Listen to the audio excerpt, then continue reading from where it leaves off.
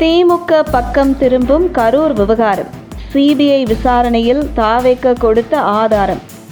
யாருமே எதிர்பாராத ட்விஸ்ட். கரூர் விவகாரம் தொடர்பாக தொடர்ந்து டெல்லியில் சிபிஐ விசாரணை நடத்தி வருகிறது. இந்த விசாரணையில் கரூர் சம்பவத்தின் போது விஜய் வாகனத்தை ஓட்டிய டிரைவர் மற்றும் தாவேக நிர்வாகிகள் ஆதவ் அர்ஜுன், புஷி ஆனந்த், நிர்மல்குமார் ஆகியோருடன் தனித்தனியாக அழைத்து சிபிஐ அதிகாரிகள் விசாரணை நடத்தி வருகிறார்கள். சுமார் 45 கேள்விகள் இவர்களிடம் கேட்கப்பட்டதில் யாருமே முறையாக பதில் சொல்லவில்லை என்று சொல்லப்படுகிறது. இருந்தும் சிபிஐ துருவி இவர்களிடமிருந்து பதில் வாங்குவதற்காக முயற்சித்ததாக கூறப்படுகிறது.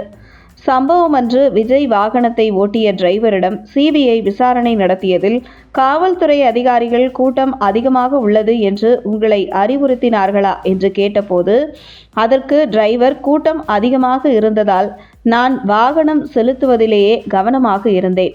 காவல்துறை அதிகாரிகள் விஜயிடமோ அல்லது வாகனத்திற்கு உள்ளே இருந்த தாவேக நிர்வாகிகளிடம் என்ன பேசினார்கள் என்று நான் கவனிக்கவில்லை என்று தெரிவித்திருக்கிறார் விஜயின் வாகனத்தை ஓட்டிய டிரைவர்.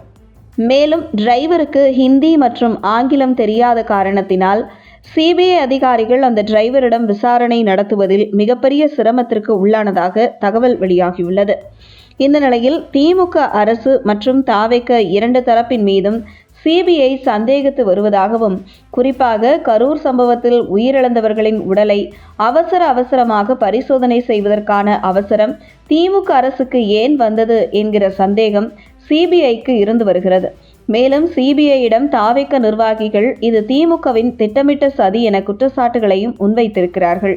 அதே நேரத்தில் முன்னாள் திமுக அமைச்சர் செந்தில் பாலாஜியிடம் இது குறித்து விசாரணை நடத்த வேண்டும் என்று தாவேக நிர்வாகிகள் சிபிஐயிடம் தெரிவித்ததாக தகவல் வெளியாகியுள்ளது.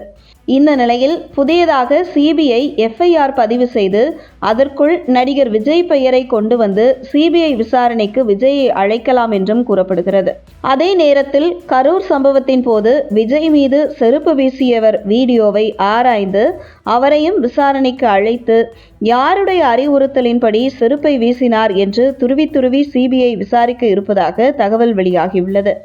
இந்த நிலையில் இந்த விவகாரத்தில் செந்தில் பாலாஜியை அழைத்து விசாரிக்க வேண்டும் என தாவேக நிர்வாகிகள் சிபிஐயிடம் தெரிவித்ததை தொடர்ந்து சிபிஐ அதிகாரிகள் செந்தில் பாலாஜியையும் விசாரணை வளையத்திற்குள் கொண்டு வருவதற்கான வாய்ப்புகள் இருக்கு என்று கூறப்படுகிறது. அதே நேரத்தில் தேர்தல் நெருங்கும் நேரத்தில் இந்த விசாரணை செந்தில் பாலாஜிக்கு மிகப்பெரிய நெருக்கடியை கொடுக்கலாம் என்றும் கூறப்படுகிறது. இந்த நிலையில் வரும் ஜனவரி இறுதியில் இடைக்கால அறிக்கையை சிபிஐ சமர்ப்பிக்க இருக்கும் நிலையில் திமுக அரசின் மீது சில குற்றச்சாட்டுகளை சிபிஐ முன்வைத்தால் அது தமிழக உள்துறை அமைச்சகத்தை நோக்கி நகரும் என்றும், அந்த வகையில் இன்று தமிழக உள்துறை அமைச்சரவை முதல்வரின் கட்டுப்பாட்டில் இருந்து வருவதால் இது நேரடியாக முதல்வர் மு.க.ஸ்டாலினுக்கு சிக்கலை கூட ஏற்படுத்தலாம் அல்லது நெருக்கடியை கொடுக்கும் வகையில் இருக்கிறோம் என்கிறது டெல்லி வட்டாரங்கள்.